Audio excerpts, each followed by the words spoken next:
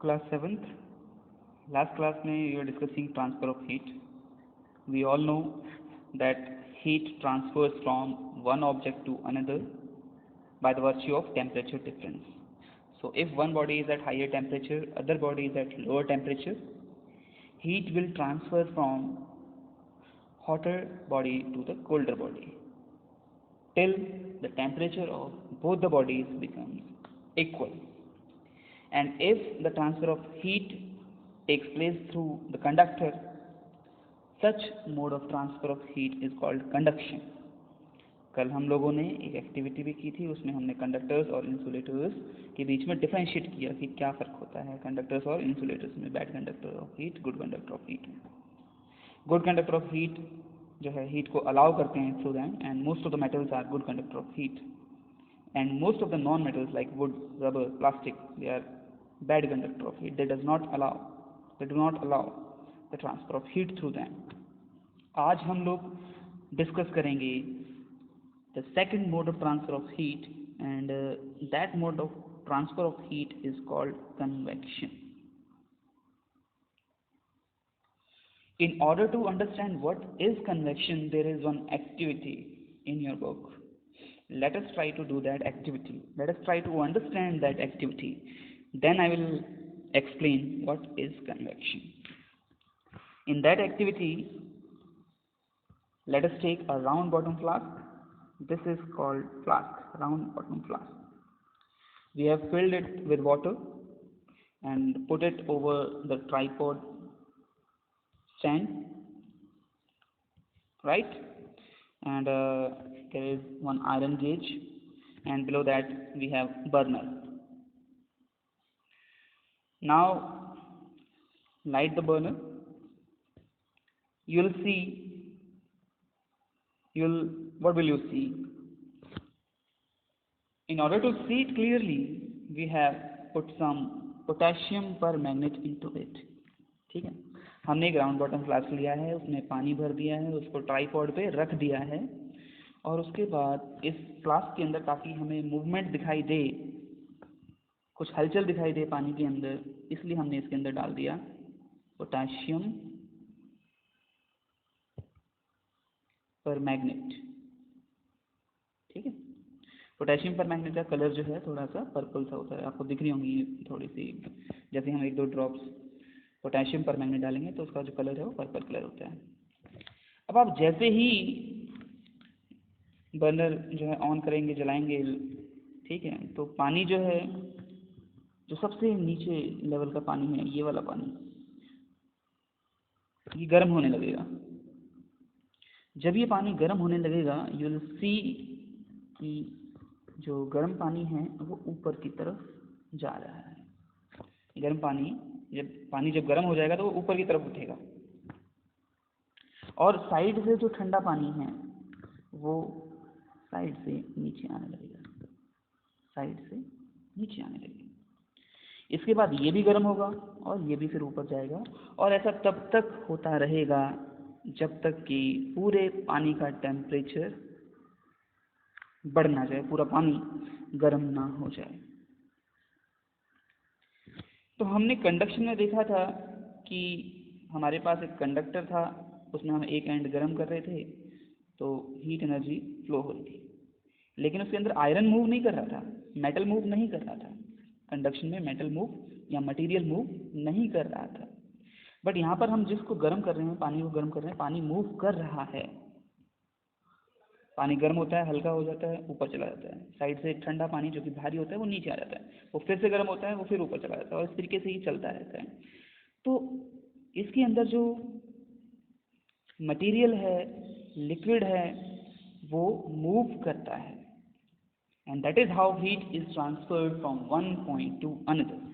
Such mode of transfer of heat in which mode of transfer of heat in which the material also moves and carry the heat. Actually, it also carry the heat. Such mode of transfer of heat is called convection. क्या ये liquid में ही मिलता है? Convection क्या liquid में ही होता है?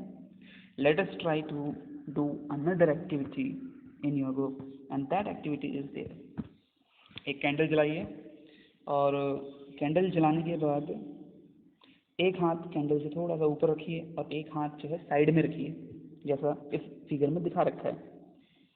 आप पाएंगे कि ये वाला हाथ है जो आपने ऊपर रखा हुआ है, ये हाथ आपको ज़्यादा गर्म फील होगा। आपने ये किया भी होगा, करने की जरूरत नहीं है, आपने कई बार अनजाने में कर दिया होगा। ये हाथ जल्दी गर्म हो जाएगा, यहाँ पर हीट जल्दी पहुँच जाती है, लेकिन इस वाले हाथ में हीट उतनी जल्दी नहीं पहुँचती। एनी गैसेस ऐसा क्यों होता है? ऐसा इसलिए होता है क्योंकि कैंडल और हाथ के बीच में क्या है? बीच में स्पेस में यहाँ पर क्या है? यहाँ पर एयर है। यहाँ पर क्या है? एयर। तो जब आपने कैंडल जलाई तो ये एयर गर्म होने लगती है, और जब गर्म होगी तो वो चीज़ हल्की हो जाती है और ऊपर उठती है। तो एयर जो है वो गर्म होकर ऊपर आ रही है। तो this is convection of heat. Convection और mode of transfer of heat. इसीलिए ये हाथ जल्दी गर्म हो जाता है, क्योंकि गर्म हवा ऊपर आ रही है, साइड में नहीं जा रही गर्म हवा। Are you getting it? So air also moves from one point to another because of convection. ठीक है, ये जो हवाएं चलती हैं, बहती हैं, इसके पीछे का जो रीज़न है वो कन्वेक्शन ही है। एक धरती का एक हिस्सा ज़्यादा गर्म होता है, दूसरा हिस्सा कम गर्म होता है, तो वहाँ से जो हवा एक जगह से दूसरी जगह मूव करती है। और उसके पीछे क्या कारण है? उसके पीछे कारण है कन्वेक्शन। ठीक है, हमारी बॉडी के अंदर आपने पढ़ेंगे हायर क्लासेस में कि ब्लड जो है वो टेम्परेचर रेगुलेट करता है। ब्लड को फ्लो कौन करवाता है? Heart is a pump which flows our blood into the different parts of the body। तो वो भी जो है ब्लड जो है वो हीट एनर्जी कैरी करता है और टेम्परेचर हमारी बॉडी का मेंटेन रखता है। so that is also one of the example of convection। now in daily life if you go to the coastal areas, समुद्र के किनारे अगर आप जाएंगे तो वहाँ पर एक बहुत ही different phenomena you will observe during the day time as well as during the night time। तो डे टाइम में क्या होता है? Let us try to understand कि डे टाइम में क्या होता है। हमारी जो अर्थ है दिन में, सपोज ये अर्थ है और ये है सी। तो दिन के टाइम क्या होता है कि सूरज की रोशनी जो है, सूरज की रोशनी धरती पर भी पड़ रही है और समुद्र पर भी पड़ रही है। तो धरती जो है दिन के वक्त जल्दी गर्म हो जाती है। धरती जो है दिन के टाइम जल्दी गर्म हो जाती है, इट हीट्स अप फास्टर। तो जब ये जल्दी गर्म हो जाएगी धरती, तो इसके ऊपर जो हवा है, हवा तो समुद्र के ऊपर भी है और धरती के ऊपर भी है, लेकिन जो धरती के ऊपर जो हवा है, अर्थ के ऊपर जो हवा है, लैंड के ऊपर जो हवा है, वो जल्दी गर्म होगी। और गर्म हवा हल्की होती है, हल्की होती है तो ये ऊपर उठेगी। ऊपर उठेगी तो यहाँ पे खाली जगह बनी। इस खाली जगह को भरने के लिए समुद्र से जो ठंडी हवा है, जो भारी है, वो मूव करती है। कहाँ? धरती की तरफ। तो समुद्र से जो ठंडी हवा है वो धरती की तरफ मूव करती है। कब? दिन में। कब? दिन में। क्योंकि समुद्र से ठंडी हवा आ रही है, इसीलिए हम इस प्रोसेस को बोलते हैं, इस फिनोमेना को बोलते हैं सी ब्रीज। सी ब्रीज कब होगा? दिन में। तो सी ब्रीज क्या है? ये आपने समझा कि समुद्र से ठंडी हवा जब धरती की तरफ आती है, लैंड की तरफ आती है, उसको हम सी ब्रीज बोलते हैं। और ऐसा क्यों होता है ये मैंने आपको समझाया कि दिन के वक्त जो धरती के ऊपर जो हवा है, लैंड के ऊपर जो हवा है, वो जल्दी गर्म हो जाती है, इसलिए वो ऊपर उठती है खाली स्पेस को भरने के लिए। समुद्र से ठंडी हवा आती है। Is that clear? So this is also one of the example of convection. रात के वक्त क्या होता है? रात के वक्त बिल्कुल इसका उल्टा होता है। रात के वक्त जो समुद्र है या पानी का कोई भी सोर्स है, उसके ऊपर की जो हवा है वो कंपैरेटिवली गर्म होती है। समुद्र के ऊपर की जो हवा है वो गर्म होती है, और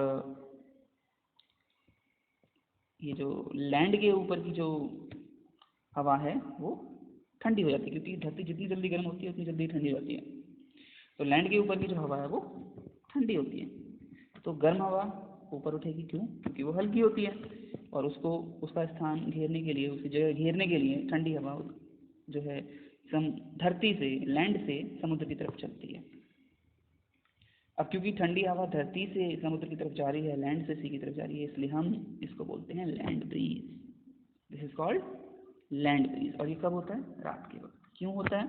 क्योंकि रात के वक्त ज़मीन के ऊपर की जो हवा है, लैंड के ऊपर की जो हवा है वो ठंडी होती है, और समुद्र के ऊपर की जो हवा है वो गर्म होती है। गर्म हवा हल्की होती है, इसलिए वो ऊपर उठेगी, उसकी जगह ठंडी हवा उस जगह को घेर लेगी। Is that clear? So today in our class we discussed what is convection, we discussed two activities, and then we discussed what is land breeze and sea breeze. If there is any doubt, you can ask anytime. So that's all for this class.